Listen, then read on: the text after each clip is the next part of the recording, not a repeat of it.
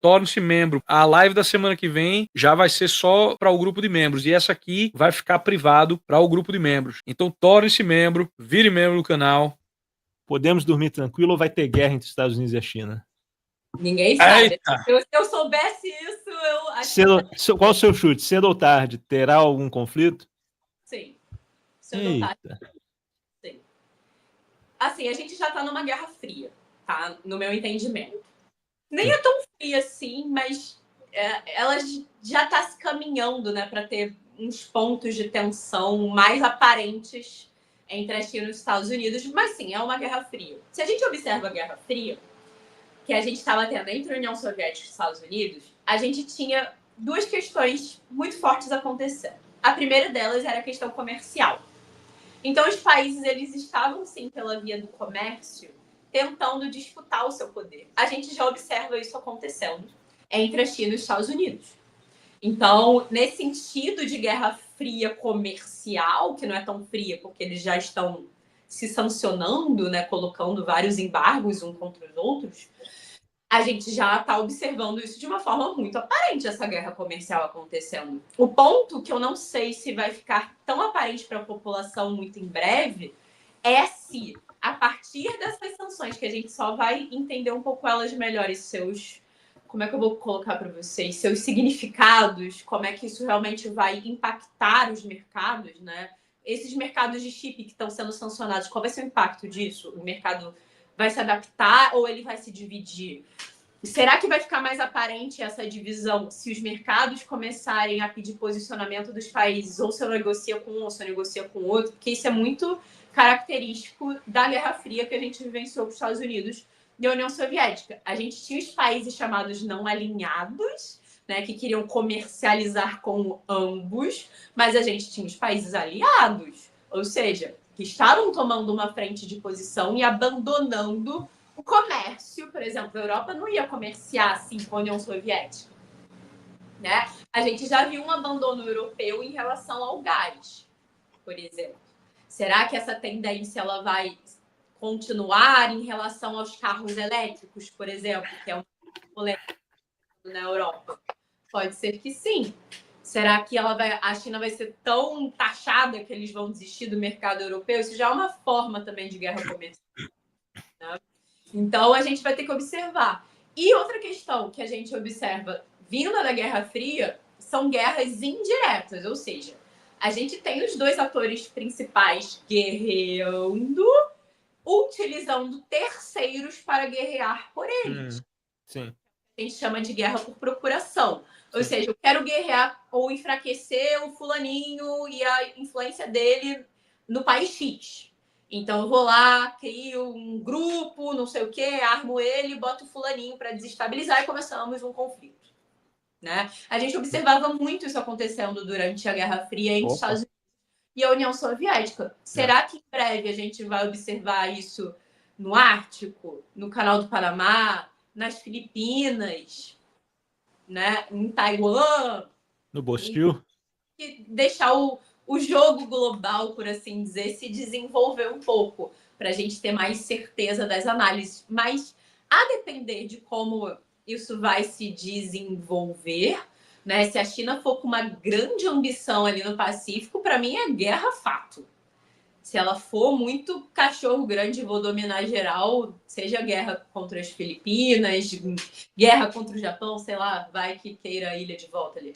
Guerra contra Taiwan. Então, assim, aí talvez a gente realmente possa estar falando de um conflito direto, né? Mas a gente vai ter que observar muitos fatores se desenvolvendo para a gente bater o martelo. Eu tenho uma tendência a achar que sim, a gente vai vivenciar uma guerra quente, tá? Ali no Mar do Sul. Não sei quando. Não vou falar de números, anos, não sei. Hoje a gente não tem movimentação militar ali alguma para falar em guerra no Pacífico, mas se eu fosse falar, né, de alguma grande guerra que a gente poderia vivenciar entre a China e os Estados Unidos, poderia ser ali no Pacífico, pode ser no Ártico, pode ser na Groenlândia, que está ali no Ártico, pode ser em outras regiões, sim. Mas a gente vai ter que observar. Pode ser na África também. Eita. Complicado, embaixador. No Brasil, espero que não, mas. Brasil é bom pra isso, né, cara? Se tiver uma guerra, eu volto pra aí. Mesmo dia. Começar a guerra mundial, pego um avião e volto. Essa ambição louca que possa passar pelo Brasil, não sei. Vamos ter que observar. O problema é pegar esse avião, meu amigo, depois É. que. Quando chega num nível desse. Sim. Assim, num primeiro momento, se a gente tivesse uma guerra, num cenário hipotético, ele não seria atacado, ao meu ver, diretamente, tá? Ele talvez depois, ao longo que fosse, daria tempo, se você quisesse, no início da guerra, de sair dos Estados Unidos. Como é que ganha uma guerra, né, numa situação que você tá com 2 países que têm bomba nuclear? Eles não vão usar assim. Não vão usar assim. Mas Por que acontece? O político, ele tem que pensar assim, aonde é que eu vou morar? Se eu dizimar tudo com bomba nuclear, não cresce em plantação. Né? Então, como é que eu vou fazer? Então, ninguém vai usar bomba atômica assim, porque a pessoa tem que pensar aonde eu vou viver. Não vai ser utilizado dessa forma. O cenário ele teria que ser muito extremo para isso acontecer. Mas é uma coisa que a gente nunca teve, né? Uma bomba atômica grande, tá? Que seja estratégica, não tática. Uma bomba tática, já sim, poderia ser utilizada numa guerra, mesmo que essa guerra ainda não fosse tão grande assim, tá? Uma estratégica, não. Eu falei da estratégica porque eu acho que a percepção que as pessoas têm é ali de Hiroshima, né? Uma bomba ali explodindo, dizimando a cidade inteira. Isso é o que a gente chama, teoricamente falando, em conflito armado, de bomba atômica estratégica, que são essas bombas maiores, que elas criam, assim, dizimação em massa, ou seja, dizima um país inteiro, uma região inteira, um estado inteiro. Uma bomba atômica, né, tática, ela não faz isso. O raio dela de proporção é menor. Então, quando você lança ela, você não vai, por exemplo, se a Rússia usasse ali contra a Ucrânia, ele não vai acabar com a Ucrânia. Ele vai atingir uma parte bem pequena do solo. Vai ser o que a gente vai fazer de limpa territorial para poder avançar. Né? Você limpa o território, mas não causaria esse dano todo que uma bomba estratégica, que aí sim poderia dizimar a Ucrânia, causaria. Então, uma bomba... É bom a gente diferenciar, né? Uma bomba atômica tática, sim, poderia ser utilizada até no mar.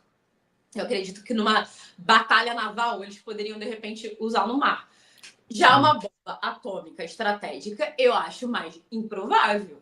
Teria que estar um cenário assim, de muita calamidade. Hoje a gente não tem esse cenário acontecendo.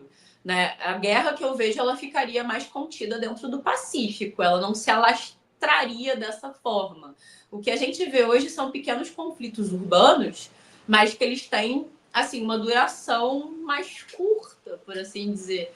Né? Eu acho difícil que uma guerra entre Estados Unidos e a China ela comece a ir para outros países. Isso, no meu entendimento, não vai acontecer. Ela vai ficar confinada mais ali na questão do Pacífico mesmo. Os países ao redor que tem que ficar um pouco preocupados. O Japão, a Austrália. Sim. Tem que ficar um pouco preocupados porque eles vão estar no olho do furacão. Mas essa guerra também não vai ser nos Estados Unidos. Sim. Então, vai ser muito complicado. Dá para pegar o avião e voltar, né? Dá para pegar um avião e voltar se você não quiser ficar mais aí, achar muito arriscado. Sim. Cara, eu fui no Museu do Exército aqui dos Estados Unidos, embaixador. Outro dia. Foi mesmo, embaixador? Meu pai é do Exército, né? Aí ele veio aqui nos Estados Unidos, a gente foi no Museu do Exército. O senhor é militar também, né, embaixador? Eu estudei no Colégio Militar, Imperial Colégio Espalma Militar. Espalma a mão aí pra eu ver. Espalma a mão. Um dedão junto. Dedão também é dedo. Mas aí a gente foi lá, cara, e tinha um morteiro, era tipo um morteiro, que tinha uma bomba nuclear, assim. Claro que não tava com ogiva ali dentro, né? Que tava no museu. Mas era tipo um morteiro, era uma coisa portátil. Acho que uns 5 malucos carregam uma parada dessa, meu irmão. Eu fiquei, caraca, mano, esses caras tão de brincadeira, mano. Nuclear, que é muito pequeno, o raio dela de proporção é pequenininho. Não é porque a gente não tem ensinamento, né, de conflito militar nas escolas. Então, a gente não entende o desenvolvimento dessas tecnologias, como é que foi surgindo uma bomba, depois outra, como é que foram feitos esses experimentos. Então, a gente fica muito com a questão conceitual do que é construído nas imagens, né? Então, eu tenho a percepção que as pessoas imaginam que a bomba nuclear é só o que teve ali em Hiroshima, Nagasaki, né? Mas não é. Não é, isso não é uma verdade. A gente tem bombas pequenininhas. E uma última parada que a gente tem que falar é isso aqui, né? É o nosso canal de cortes, que voltou agora, tá bombando, já tem 588 inscritos. Pessoal, aí tem cortes maravilhosos. Inscrevam-se no canal.